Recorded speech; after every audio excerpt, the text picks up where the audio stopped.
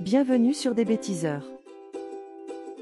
Aujourd'hui, nous allons découvrir qui remplace le président de la République en cas de décès.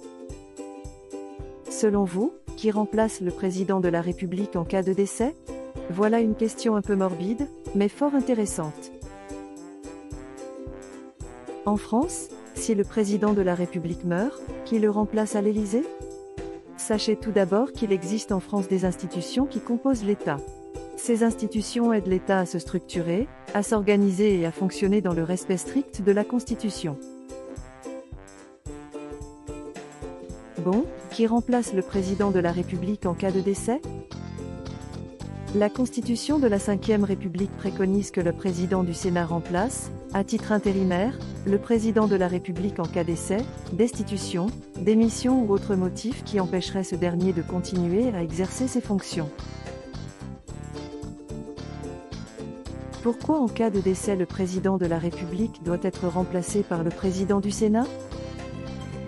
1. Contrairement à l'Assemblée nationale, le Sénat est une assemblée permanente, les sénateurs sont élus par ce qu'on appelle les grands électeurs.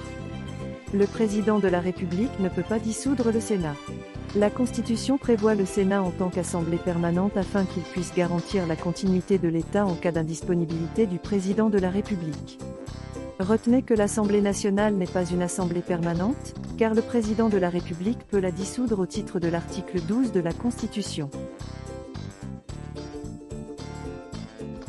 2. Sur le plan constitutionnel, le président de la République doit être remplacé par une femme ou un homme ayant fait l'objet d'une élection impliquant les représentants de la nation, c'est-à-dire l'ensemble des citoyens.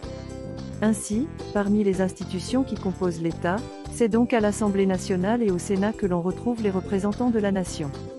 Les députés sont élus directement par les citoyens. Les sénateurs sont élus par les femmes et les hommes que les citoyens ont élus, les grands électeurs.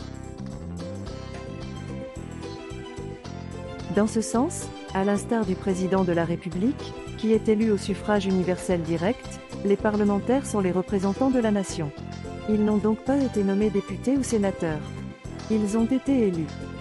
À titre de comparaison, rappelons aux personnes allergiques à la politique que le Premier ministre n'est pas élu Premier ministre par les citoyens. Ce poste ne fait pas l'objet d'une élection. Il fait l'objet d'une nomination. Le président de la République nomme un Premier ministre.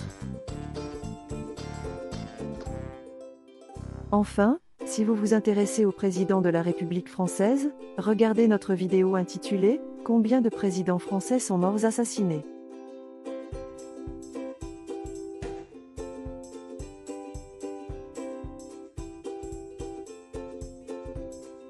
Voilà tout. À bientôt sur des bêtiseurs.